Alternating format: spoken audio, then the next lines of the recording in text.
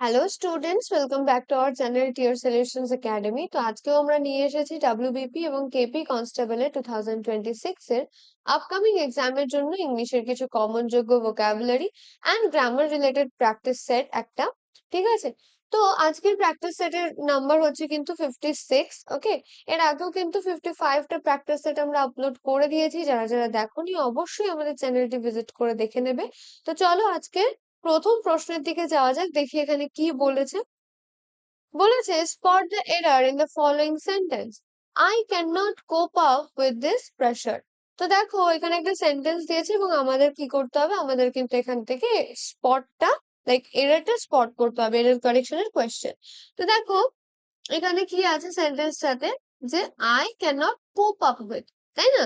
তো the correct verb phrase is কোপ with, not cope up with, তাই না? So the error lies in cope up with, তাই তো? দেখো I can not cope up with this pressure না হয়ে কি হবে, আই ক্যান নট কোপ উইথ দিস প্রেশার। ঠিক আছে, তাহলে এই যে কোপ আপ উইথ কোথায় আছে, অপশন বি তে রয়েছে, তাই না? তো আই ক্যান নট ঠিক আছে, কোপ আপ এর জায়গায় যদি কোপ উইথ আই ক্যান নট কোপ উইথ দিস প্রেশার বলতো ঠিক ছিল, কিন্তু অপশন বি তে এররটা রয়েছে। নো এরর তো একদমই হবে না, কারণ এরর তো রয়েছেই, তাই না? নেক্সট কোয়েশ্চনে আমরা যাব, কি বলেছে দেখো, fill in the blank with the appropriate preposition, তাই তো? তাহলে কারেক্ট প্রিপোজিশন ইউজ করে আমাদের কিন্তু ব্ল্যাঙ্ক স্পেস ফিল করতে হবে। হি has a reputation dash honesty. তো দেখো অনেস্টির জন্য, তার সততার জন্য তার একটা রেপুটেশন রয়েছে। তো দেখো যখন আমরা বলি এরকম যে রেপুটেশন, কোনো কিছুর জন্য রেপুটেশন রয়েছে, ঠিক আছে, তো the fixed expression is reputation for plus quality. এখানে অনেস্টি একটা কোয়ালিটি আমরা জানি, তো সেখানে রেপুটেশনের পরে আমরা সবসময় ফর ব্যবহার করব, ফর প্রিপোজিশনটা। ঠিক আছে, reputation for bravery, reputation for honesty, এগুলোকে একটা এক্সাম্পল আমি দিয়ে দিলাম। ঠিক আছে, তাহলে he has a reputation for honesty, অনেস্টিটা হচ্ছে একটা কোয়ালিটি। তো দেখো অপশন এ তেই ফর রয়েছে, অপশন এ কিন্তু কারেক্ট অ্যান্সার। নেক্সট কি আছে দেখো, fill in the blank with the correct tense. I wish I dash rich. তো আমি কি বলছি এখানে, যে আমি আশা করছি যে আমি যদি রিচ হতাম, আমি যদি ধনী হতাম। ঠিক আছে, তো দেখো এখানে যখন বলেছে যে আই উইশ, তাহলে I wish expresses an unreal present condition. ঠিক আছে, তো এরকম কোনো আনরিয়াল প্রেজেন্ট কন্ডিশন থাকলে উই ইউজ ওয়্যার, যেটা কিনা হচ্ছে সাবজেক্টিভ মোডে, আমরা সবসময় ওয়্যার ব্যবহার করি, অপশন সি। ঠিক আছে, I wish I were rich. Okay, যদিও ওয়্যার প্লুরালের ক্ষেত্রে ব্যবহার হয় এবং আই সবসময় সিঙ্গুলার, এবং আয়ের পরে এম বা ওয়াজটাই বসে, কিন্তু যখন এরকম কোনো আনরিয়াল প্রেজেন্ট কন্ডিশন থাকবে তখন কিন্তু আমরা অপশন সি টাকে চুজ করব। ঠিক আছে, মানে অপশন সি বলতে অপশন সি তে ওয়্যার আছে, ওয়্যারটাকেই চুজ করব। Next, improve the underline part of the sentence. তো দেখো এখানে বলেছে he return back from the market. তো দেখো রিটার্ন ব্যাক এটা আমরা বহুবার অনেকেই আমরা ব্যবহার করে থাকি, কিন্তু একবার ভালো করে দেখলে বুঝবে রিটার্ন যে ওয়ার্ডটা, ঠিক আছে, রিটার্ন মানে কি, কাম ব্যাক। তো দেখো রিটার্ন ব্যাক যখন বলছে, ঠিক আছে, ব্যাক যখন বলছে, ঠিক আছে, তাহলে এই যে রিটার্নটাকে যেমন আছে তেমন, রিটার্নটাকে চেঞ্জ করে ব্যাকটাকে আমরা ধরে নাও যেমন আছে তেমন লিখে দিলাম, তাহলে রিটার্নটাকে আমরা আর কি লিখতে পারি, কাম ব্যাক। ঠিক আছে, তাহলে কি হচ্ছে, কাম ব্যাক ব্যাক, তাই না? তো একদমই ভুল, তাই তো? তাহলে এখানে কিন্তু আমরা কখনোই রিটার্ন ব্যাক ব্যবহার করব না, আমরা শুধু বলবো he return from the market. Return ঠিক, ঠিক আছে, এই রিটার্ন ব্যাক এটা কিন্তু ভুল। ওকে, তাহলে এখানে রিটার্ন হবে শুধু, অপশন এ কারেক্ট অ্যান্সার। ঠিক আছে, নেক্সট কি আছে বলেছে, substitute with one word a person. ঠিক আছে, হু ইজ 80 ইয়ার্স ওল্ড, সেটা চেয়েছে এখানে, a person who is 80 years old. তো দেখো এখানে কি বলেছে, চারটে অপশন আমাদের কাছে দিয়েছে, তো আমরা দেখবো প্রত্যেকটা অপশনের মানে। ঠিক আছে, আচ্ছা, কি বলেছে দেখো এখানে, প্রথমেই আছে অপশন এ তে, দেখো কি বলেছে, যে সেপ্টুএজেনারিয়ান। ঠিক আছে, সেপ্টুএজেনারিয়ান। তো সেপ্টুএজেনারিয়ান মানে কি, সেপ্টু বলতে আমরা বুঝি 70। ঠিক আছে, 70। হ্যাঁ, আচ্ছা এখানে চেয়েছে 80, তো 80 কিন্তু হবে অক্টো। ঠিক আছে, অক্টোজেনারিয়ান যেটা বলে, ঠিক আছে। আচ্ছা, সেপ্টুয়েজেনারিয়ান বা এজেনেরিয়ান, সেটা হচ্ছে 70, অক্টোটা হচ্ছে 80, ওকে। আর দেখো সেন্টেনারিয়ান বলতে কি বোঝায়? সেন্টেনারিয়ান বলতে আমরা জানি সেঞ্চুরি, আমরা জানি 100, তো সেন্টেনারিয়ান হচ্ছে 100 ইয়ার্স। হুম। আর হচ্ছে তোমার দেখো নোগাজেনারিয়ান, সেটা হচ্ছে কিন্তু নোগা 9 তো হচ্ছে 90, ঠিক আছে। তাহলে যারা 80 ইয়ার ওল্ড তাদেরকে কি বলা হয়? অক্টোজেনারিয়ান। 70 হলে দেখো অপশন সবকটার পাশে আমি লিখে দিয়েছি, 70 হলে কত কি বলা হয়, এবং 90 বা 100 হলে সেই এজের ব্যক্তিদের কি বলা হয়, তাই না? আচ্ছা, তো অপশন বি আমাদের কাছে চেয়েছিল, তাই না? যে কারণ a person who is 80 years old তাকে আমরা কি বলবো? অক্টোজেনারিয়ান।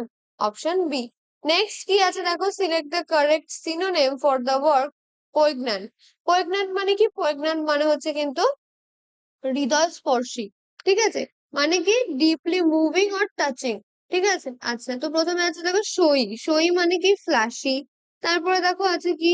তারপরে আছে সিলি, তাই না? আচ্ছা, স্যাড বা টাচিং সেটা আমি প্রেগন্যান্টের মানে যখন আমরা বলছিলাম, ডিসকাস করছিলাম, তখনই আমরা জেনেছি স্যাড বা টাচিং মানে কি? টাচিং বলতে হৃদয়স্পর্শী বোঝানো হয়, তো এটা হতে পারে। সিলি যেটা আছে, সিলি মানে বোকা। আর স্নবিশ আছে, স্নবিশ মানে হচ্ছে দাম্ভিক। তো অপশন বি কিন্তু এখানে সঠিক উত্তরটা ক্যারি করছে। নেক্সট কোয়েশ্চেনে আমরা চলে যাব, কি বলেছে দেখো, choose the correct meaning of the idiom to bury the hatchet. তো দেখো, টু বারি দ্য হ্যাচেট যে ওয়ার্ড আমাদের ইডিয়ামটা রয়েছে, ইডিয়ামটার মানে আমাদেরকে দেখতে হবে, ঠিক আছে। The meaning of the idiom কি আছে? To bury the hatchet. তো টু বারি দ্য হ্যাচেট বলতে কি বোঝাচ্ছে? এটা বোঝায় two and hostility, okay.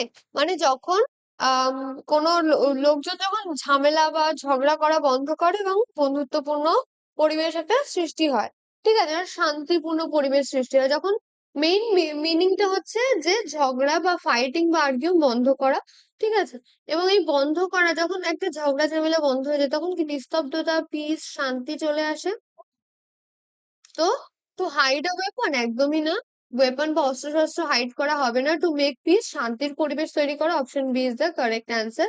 Two start a war, যুদ্ধ শুরু করা, একদমই ভুল।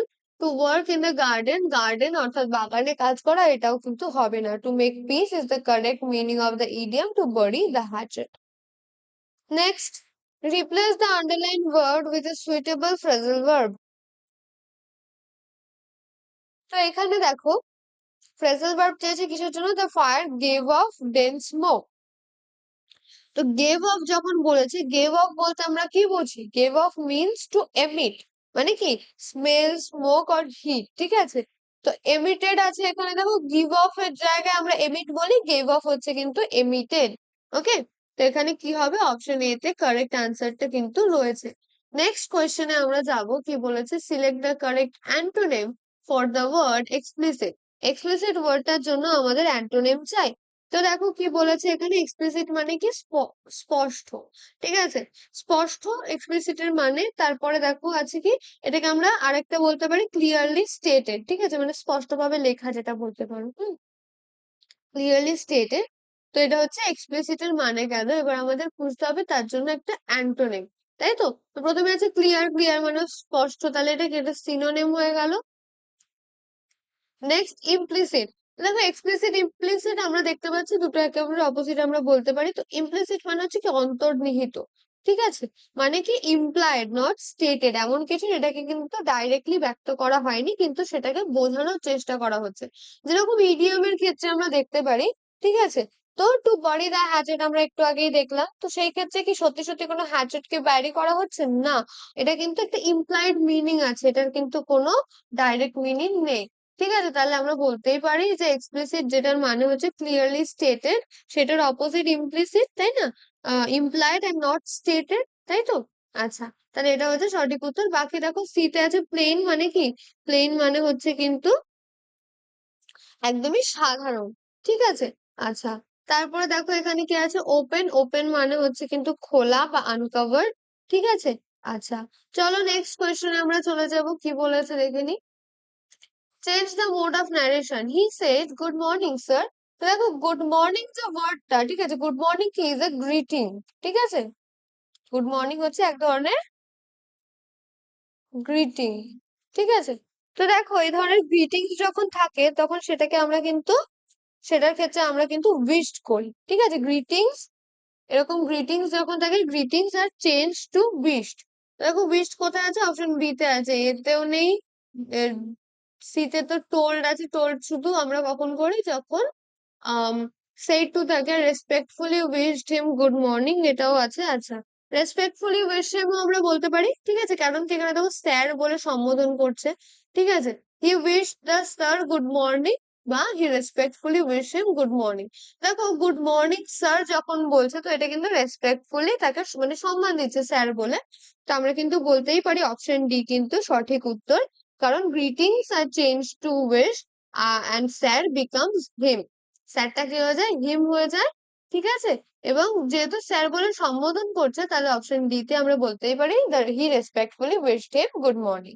Next, find the correctly spelled word sovereignty. Sovereignty যখন আমরা বলি, তো সোভেরিয়ানিটি অনলি বি ফলোস, ঠিক আছে। এখানে দেখো বি তেই দেখো সমস্ত যে ওয়ার্ড গুলো আছে তার থেকে একটু ডিফারেন্ট।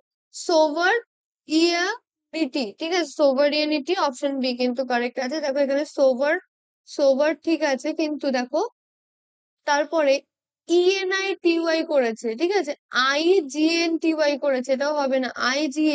আইজিএনও হয় না, কি হয়, SOVEREIGNTY, ঠিক আছে। Option B correct answer. Okay, next কোয়েশ্চেনে যাব আমরা। দেখো কি বলেছে, change the voice, let him do the work, ঠিক আছে। আচ্ছা, let him do the work, তাহলে কি লেট দিয়েই যখন আছে, লেট দিয়েই শুরু হবে। লেট, আমাদের অবজেক্ট কি, লেট দ্য ওয়ার্ক, তাহলে ডু হবে, কি হবে, বি ডান, বি ডান কার দ্বারা, বাই হিম। কি হচ্ছে, অপশন এতে আছে let the work be done by him, option এতে সঠিক উত্তর। আচ্ছা, তাহলে কি ইম্পারেটিভ, এটা কি হলো, ইম্পারেটিভে ইম্পারেটিভ প্লাস লেট যখন থাকে তখন passive uses be and past participle. Okay, চলো, তাহলে let the work do by him হবে না, let he should do the work হবে না, let the work done by him, let the work be done by him হবে, ঠিক আছে। Next কি আছে, choose the correct word to complete the sentence, the car dash into the ওয়াল।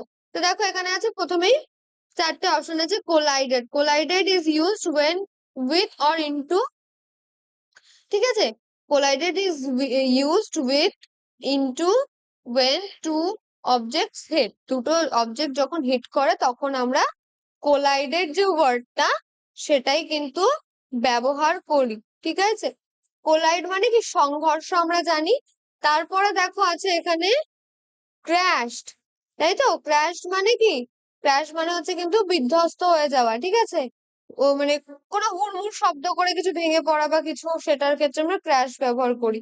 আচ্ছা, তারপরে আছে দেখো ড্যাশড।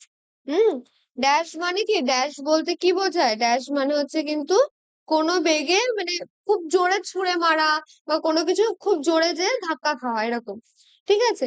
আর দেখো এখানে আছে লাস্ট অপশন হিসেবে আমাদের স্ম্যাশড। স্ম্যাশ মানে কি চূর্ণ হয়ে যাওয়া, ঠিক আছে। তো দেখো এখানে কিন্তু হবে কোলাইডেড, ঠিক আছে, কারণ কি এই যে দুটো অবজেক্ট যখন ধাক্কা খায়, ঠিক আছে, সেটার ক্ষেত্রে আমরা কোলাইডেড ব্যবহার করি। আমি প্রথমেই বললাম, তো এই যে এখানে একটা দেয়াল রয়েছে এবং গাড়িটা ছুটে এসে ধাক্কা খাচ্ছে, ঠিক আছে, তাহলে এখানে কোলাইডেডই হবে, ঠিক আছে। Option A correct answer. Next কোয়েশ্চেনে যাব, spot the error, he dregs of the wine has settled at the bottom, ঠিক আছে। তো দেখো এখানে যে সেন্টেন্সটা আছে এটা থেকে আমাদের কি করতে হবে, এরর স্পট করতে হবে। তো এখানে ড্রেগস কি, ড্রেগস হচ্ছে কিন্তু প্লুরাল, হ্যাঁ, ড্রেগস হচ্ছে plural. So verb must be have settled, settled, ঠিক আছে, এটা হ্যাজ সেটেলড হবে না, হ্যাভ সেটেলড হবে, ঠিক আছে, হ্যাভ। তাহলে এখানে হ্যাজ আছে কোথায়, অপশন সি তে, অপশন সি তে এররটা রয়েছে। এবং আজকের সেশনের লাস্ট কোয়েশ্চেনে আমরা চলে যাব, এটাও কিন্তু বলেছে spot the error. Hardly had I reach the station then the train left. তো দেখো হার্ডলি হ্যাড আই যখন আমরা করেছি, হার্ডলি হ্যাড আই এর পরে আমরা কি কখনো দেন ইউজ করব? না, এখানে হার্ডলি এর পরে এই যে হার্ডলি যখন হয় তখন এখানে দেন হয় না, ওয়েন হয়, ওয়েন।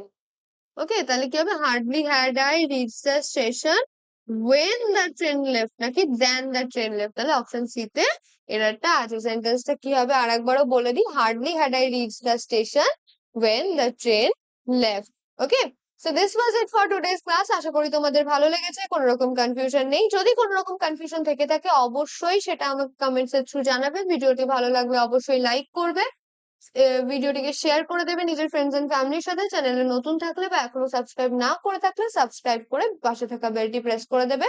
দেখা হচ্ছে নেক্সট ক্লাসে।